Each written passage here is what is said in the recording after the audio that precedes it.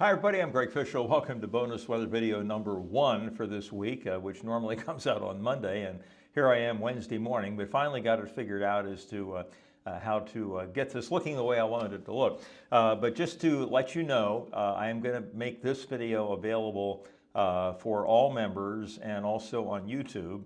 I don't do this very often because it's not fair to make people pay for something that they can get elsewhere for free. But every once in a while, I think one is important enough that I want as many people to see it as possible. So I just wanted you to know that up front. So if you happen to see it elsewhere, why am I paying for this? Well, 99% of the time, what you pay for, nobody else can get. But this is going to be one of those exceptions. So let me go on ahead and put myself down here in the corner. And since hurricane season is technically already underway, then I thought it might be useful just to give you a little bit of information regarding names and all that type of thing. So here are the name storms, the average date by which these name storms occur, and normal in an average season, if you will, is 14, but we all know that the reality is almost never average. The Colorado State University forecast for this year, and this is the group that started doing this back in the 1980s. They're the most experienced at doing it and so forth. Not that other people that do it aren't good or aren't experienced or aren't knowledgeable, but this is sort of the default.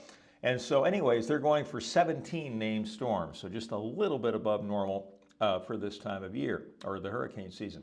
Now, in terms of hurricanes, there are the average dates by which we get our first and all the way through 7th hurricanes in a normal year. They're forecasting 9, again, just slightly above average. 3 is the normal amount of majors, and they're going for 4. So just a slightly above average season in terms of the number of storms. Now, I have argued ad nauseum for years that the number of storms doesn't matter. It's only how strong they are and, more importantly, where they go.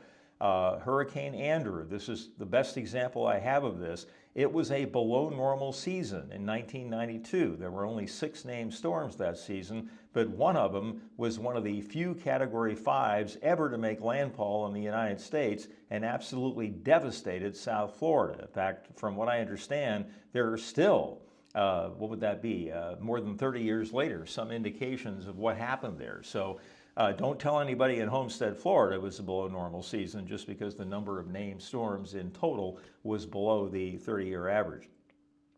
Okay, here are the names of the tropical cyclones in 2025. And of course, this goes all the way toward the end of the alphabet. There are a few letters that aren't used because names aren't very common starting with those letters.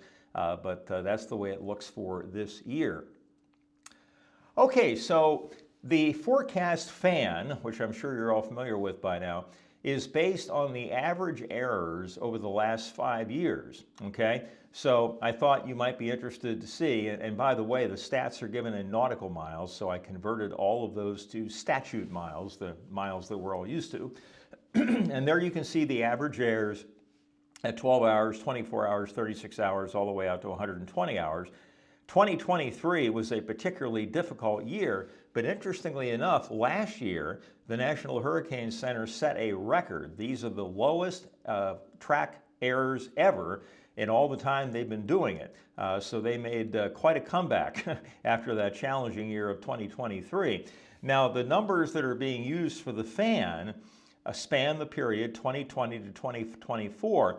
But the way they come up with those numbers is they don't want to be limited to just that average. They want to give themselves a little bit of wiggle room.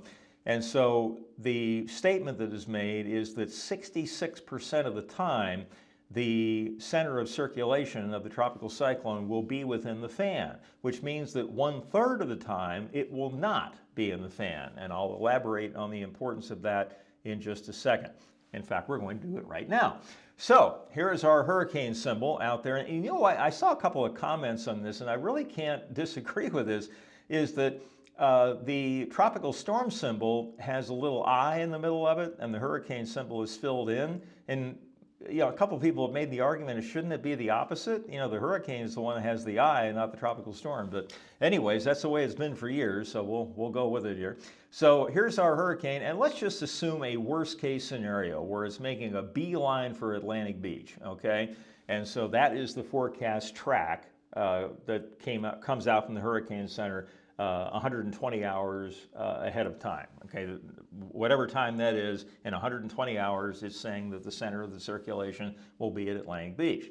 Okay, so the way they come up with the fan is they take their average error, if you will, and correct it for the 66th percentile, and they put those circles on the locations along the forecast track and at the appropriate time, 12, 24, 36, 96 hours out from the initial time. So you keep putting those circles next to each other like this, okay?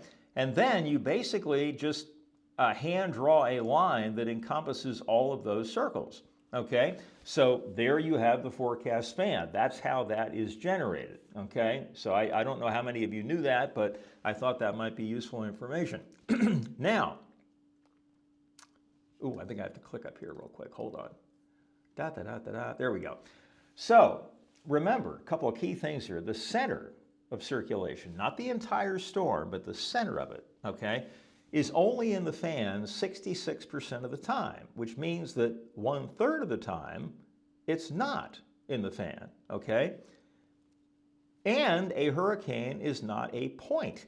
So if the center is outside of the fan, that means the impacts, at least on a few sides of the storm, are going to be even farther outside of the fan, okay? So the bottom line is, get rid of the line, okay? It implies, if somebody shows the line, even if they show the line with the fan around it, people are going to focus on the line. And the line implies a level of forecast accuracy that is not there, okay? Period. End of discussion. There's no sense in telling somebody that, the storm's going to be at Atlantic Beach in 120 hours. In fact, if you think about it, if the average error is, let's say, 120 miles in 5 days, the line tells you where the storm won't be. Not where it will be, where it won't be, okay? So how is that useful, okay? If you're in that fan, anywhere in that fan, you are fair game, and you can also make the argument that if you're just outside of it, because the center only ends up being in the fan 66% of the time, even if you're just outside of it, you're fair game, okay? And as long as you're in that fan, I don't care if the fan shifts a little bit this way, a little bit this way, or whatever, if you're in that fan, you are fair game. And that's the important message that needs to go out here. The line is just absolutely useless. It's misleading. It serves no purpose. It just doesn't serve any purpose other than to give the Hurricane Center a line by which they can put those circles around. And that's their issue, okay? They take care of that. But in terms of public consumption, it serves absolutely no purpose whatsoever. All right, that is the bonus weather video / sermon for this, well, I guess I have to say Wednesday, May 21st. The second bonus weather video of the week will be out later today on time, and the third bonus weather video for the week will be also out on time on Friday. So I hope you have a great rest of your Wednesday, and that's about it for now. So you all take care, folks. We'll talk to you soon. See you later.